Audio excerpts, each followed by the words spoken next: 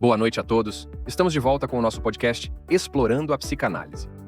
No episódio de hoje, vamos conhecer um pouco mais o pensamento de um filósofo famoso na atualidade. Ele é o Byung-Chul Han, um norte-coreano que tem se dedicado a pensar a política e o neoliberalismo. Por meio deste texto, ele nos ajuda a olhar algumas camadas ocultas e inconscientes que se escondem no novo modo de nos relacionar digitalmente, o que servirá de reflexão para compreendermos os modos de subjetivação dos indivíduos modernos. Vem conosco. Fique até o final e não esqueça de se inscrever no canal para você ser informado sobre os novos conteúdos. Deixo vocês agora com o Charlie. O que temos hoje no nosso podcast, Charlie? Bem-vindo ao nosso mergulho profundo de hoje, pessoal. Hoje nós vamos olhar para algumas coisas bastante interessantes. Nós vamos fazer um mergulho nessa ideia de psicopolítica digital. Bem, isso soa um pouco estranho, certo? Sim, isso é bem estranho.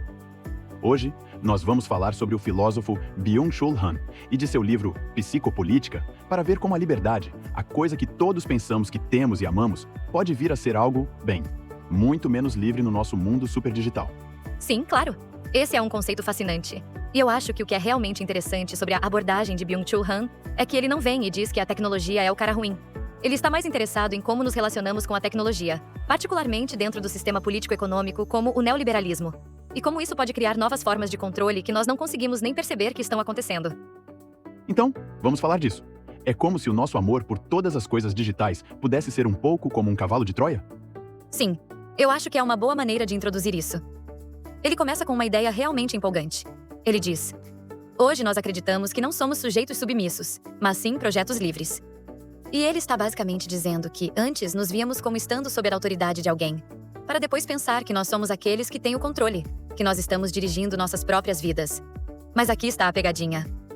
Essa liberdade de sermos um projeto feito por nós mesmos pode ao mesmo tempo gerar toda uma pressão interna com a finalidade de performar, otimizar ou sermos perfeitos. É uma luta pela perfeição. Somos livres para nos esforçar até a morte. Eu posso verdadeiramente me relacionar com isso. Eu preciso estar atento todo o tempo, especialmente online. E isso é o coração do que ele chama de caráter de coerção da liberdade, certo?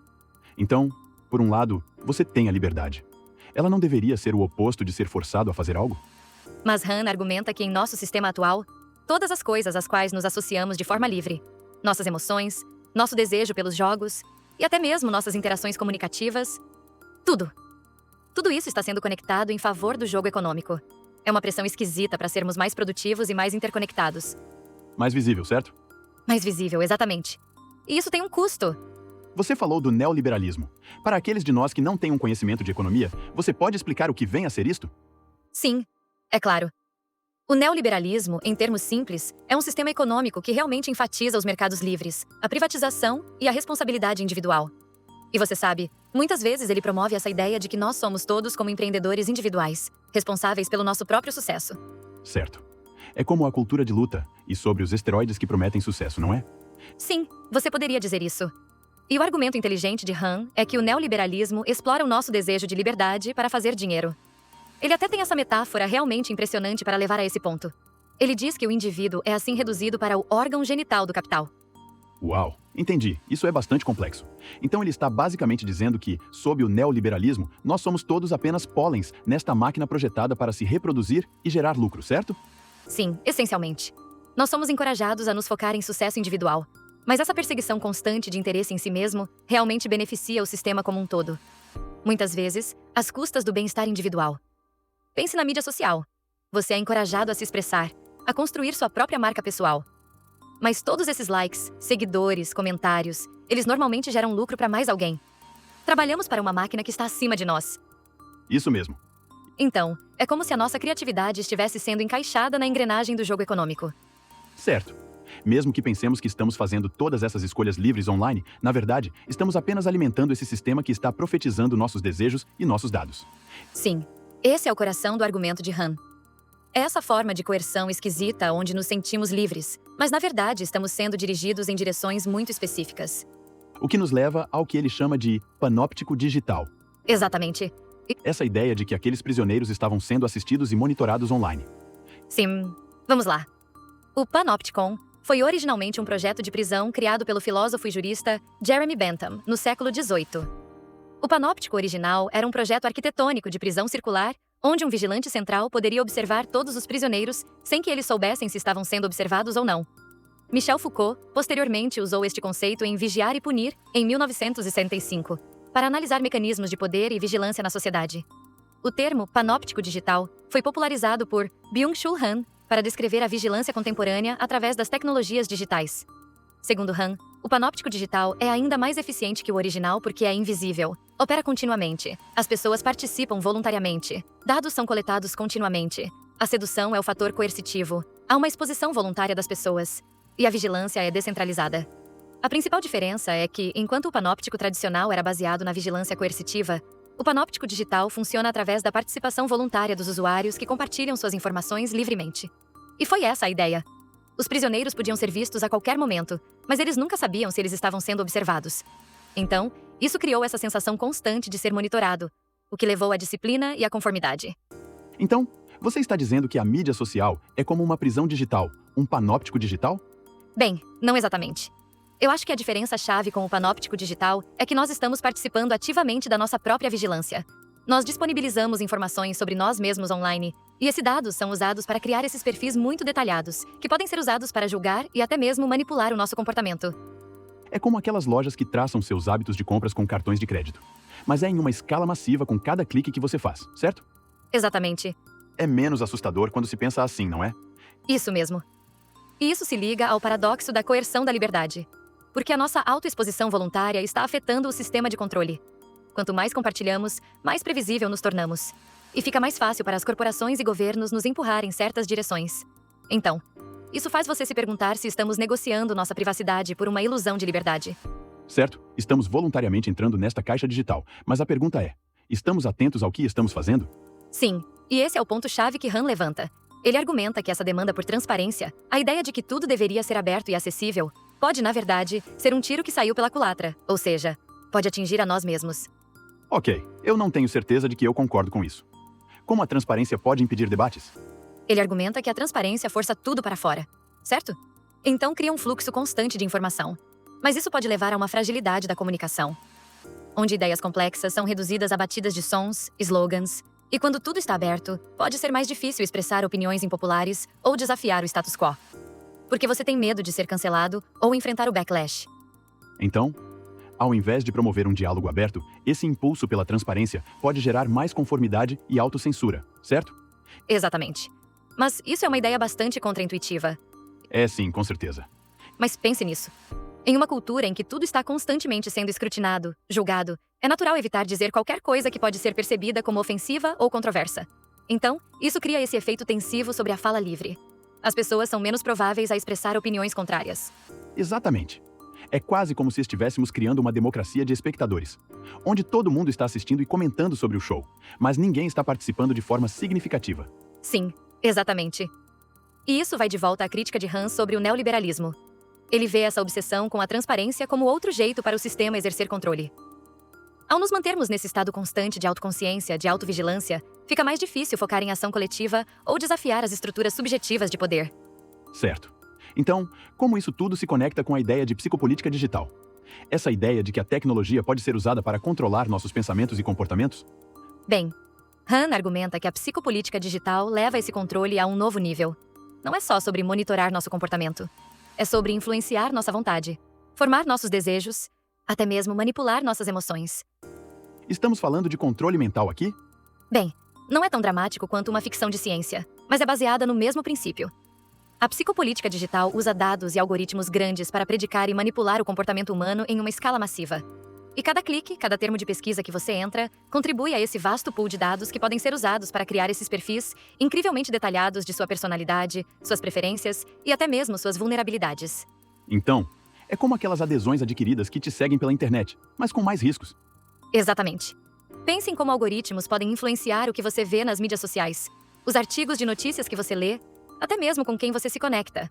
E através da ilusória ideia de cuidar da informação a que você está exposto, esses sistemas podem sutilmente formatar suas percepções, suas crenças e, ultimamente, manipular o seu comportamento. Isso é bem assustador quando você pensa nisso. Sim, com certeza. É bastante assustador. Mas é real. Então, não estamos apenas dando a nossa privacidade online. estamos potencialmente entregando a eles o nosso controle, a nossa liberdade de agir e decidir, assim como a nossa liberdade de pensar por nós mesmos. Essa é a preocupação. Han argumenta que esse tipo de manipulação, especialmente quando é feito em nível subconsciente, pode erodir nossa capacidade para pensar criticamente e para julgar livremente. É como se nossas mentes se tornassem um campo de cultivo para essa nova forma de poder. É louco isso, hein? Basicamente, estamos negociando nossa autonomia para a conveniência e o entretenimento. Parece com o princípio do prazer na psicanálise. Sim, isso é um trade-off. Precisamos ter isso em mente. É uma troca. Damos a transparência e recebemos a coerção. E não é só sobre escolhas individuais. Han argumenta que essa erosão da liberdade em nível social pode ter implicações profundas para a democracia em si. Como assim? Bem, pense nisso. Se nossos pensamentos e comportamentos estão sendo sutilmente manipulados por algoritmos, podemos realmente dizer que estamos tomando decisões bem informadas sobre em quem votar, em quais políticas acreditar e apoiar, e até mesmo em qual tipo de mundo queremos viver. É como se estivéssemos sendo direcionados a certos resultados sem mesmo percebê-los. Isso mesmo. É aqui que o trabalho de Hans fica realmente inesperado. Ele argumenta que este tipo de manipulação pode ser usado para interromper processos democráticos e para criar uma cidadania mais passiva e submissa. Ok, essa é uma ideia bem assustadora. Mas antes de nos afogarmos em um sonho distópico, você acha que há pensadores que veem o impacto da tecnologia na liberdade por meio de uma luz mais positiva? Ah, sim, com certeza. Há definitivamente aqueles que argumentam que a tecnologia pode realmente enriquecer nossa liberdade, sabe? Dando-nos acesso a mais informação, nos conectando com pessoas ao redor do mundo, nos empoderando a criar e inovar de formas que nunca poderíamos ter antes, e também nos ensinando o quanto podemos ser enganados pelos algoritmos e pela manipulação digital. Isso é bom. Você pode dar exemplo de como a tecnologia pode melhorar a nossa liberdade? Claro! Pense no papel da mídia social nos movimentos de justiça social. Plataformas como Twitter e Facebook foram usadas para organizar protestos, para espalhar a consciência sobre problemas importantes e para dar voz a comunidades marginalizadas. Nesses casos, a tecnologia claramente veiculou o empoderamento de indivíduos e a promoção de mudanças sociais. Sim, esse é um ótimo exemplo. Mostra que a tecnologia pode ser uma ferramenta poderosa para a libertação do controle, dependendo de como ela é usada. Exatamente. Não é sobre a tecnologia em si. É sobre as intenções por trás dela e sobre os sistemas nos quais ela está mergulhada. Certo. Eu acho que esse é ponto muito importante. Então, onde isso nos leva? Se Han está certo sobre os potenciais perigos da psicopolítica digital, o que podemos fazer para proteger nossa liberdade neste mundo digital? Essa é a grande pergunta que promove esse debate, certo? E Han não oferece muitas respostas fáceis.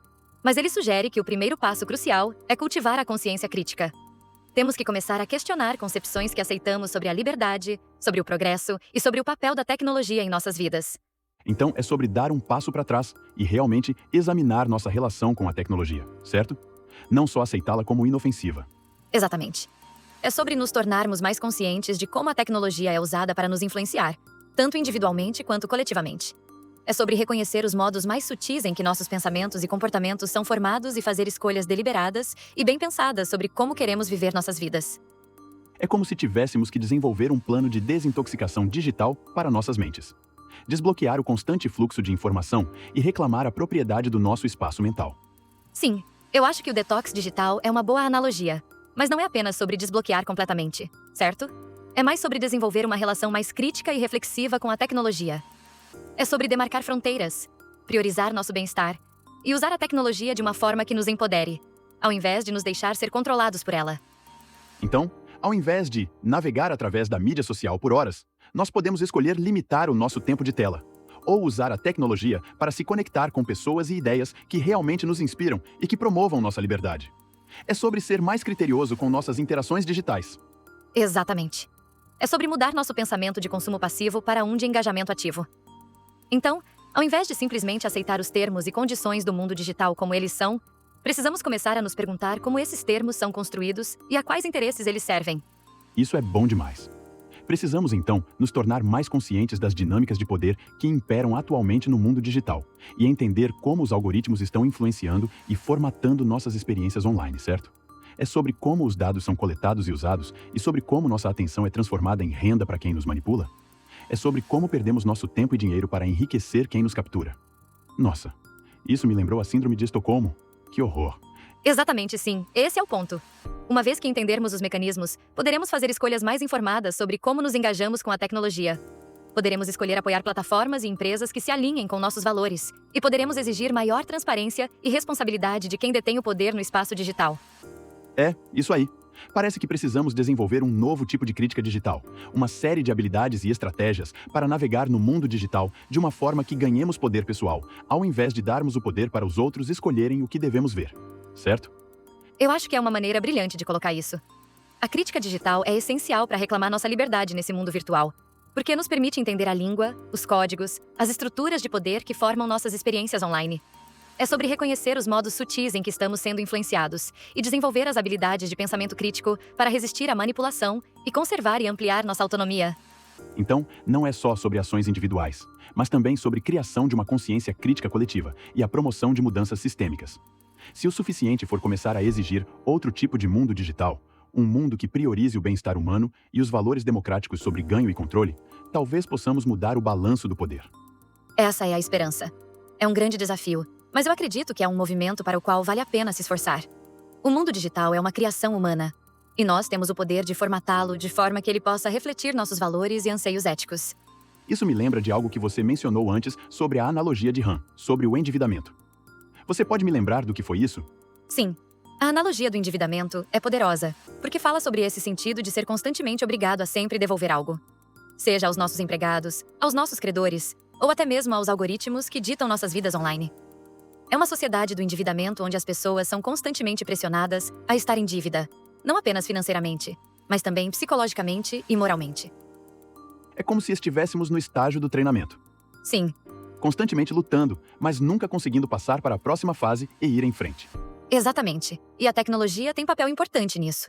Ela cria a sensação de urgência, de precisar estar constantemente conectado, informado, produtivo. Estamos bombardeados com notificações, e-mails, updates. É difícil realmente se desconectar. É o que nos liga de volta ao panóptico digital. Esse sentimento de ser constantemente vigiado, mesmo que não estejamos ativamente online, certo?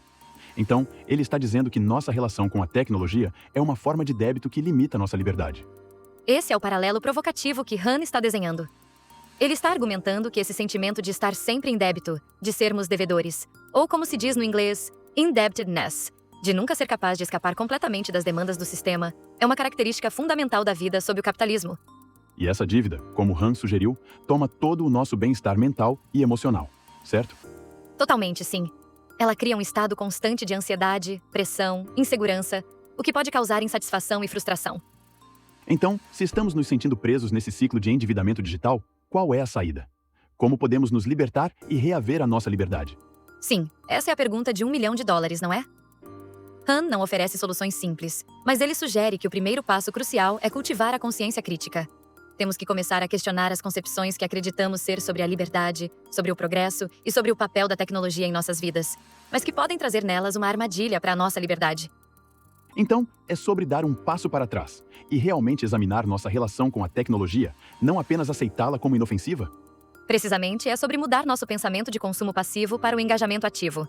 Você sabe, ao invés de simplesmente aceitar os termos e condições do mundo digital como eles são, precisamos começar a perguntar como esses termos são construídos e a quais interesses eles servem. Excelente. Bem, pessoal, acho que chegamos ao fim do nosso mergulho profundo sobre o mundo da psicopolítica digital. Esse trabalho tem sido uma jornada emocionante e acho que nos deixou com algumas marcas cruciais e algumas perguntas importantes para refletir enquanto nos movemos em frente. Isso mesmo. Enquanto navegamos nesta paisagem digital cada vez mais complexa, é mais importante do que nunca nos engajar criticamente nas tecnologias que formam nossas vidas e participarmos ativamente na criação do futuro digital que queremos ter para nós enquanto sociedade justa e fraterna. Não poderia dizer isso melhor. Então, obrigado por nos ajudar neste mergulho profundo de hoje. Esperamos que você tenha provocado emoções e que sejamos encorajados a continuar explorando esses problemas complexos. Obrigado. Até a próxima vez. Você, querido ouvinte, acabou de entrar em contato com o nosso podcast Explorando a Psicanálise. Esse episódio de hoje foi sobre um texto do filósofo coreano Byung-Chul Han, intitulado Crise da Liberdade, a Exploração da Liberdade. Esse capítulo de livro pertence a uma obra do próprio autor de nome Psicopolítica, o Neoliberalismo e as Novas Técnicas de Poder, da editora Ainé, publicado em 2020. Trouxemos para o nosso podcast no intuito de promover um conhecimento a respeito dos movimentos inconscientes que se pode encontrar hoje na construção da subjetividade do homem moderno. Não deixe de curtir o nosso podcast. Inscreva-se no canal e deixe o seu like. Nos encontraremos aqui toda semana com novos conteúdos importantes. Até mais! Esse conteúdo foi criado por inteligência artificial na forma de conversa e foi supervisionado por nossos profissionais da área da psicanálise e da psicopatologia, no intuito de que essa criação fosse fiel ao conteúdo do livro. Certificamos que o nosso podcast corresponde totalmente ao pensamento do autor. O conteúdo e os pensamentos trazidos no podcast de hoje não expressam o pensamento de nossos produtores. Eles estão aqui apenas para ampliar nosso conhecimento e gerar uma reflexão sobre os pensamentos atuais presentes nesse tema específico de interação entre política, psicanálise e subjetividade.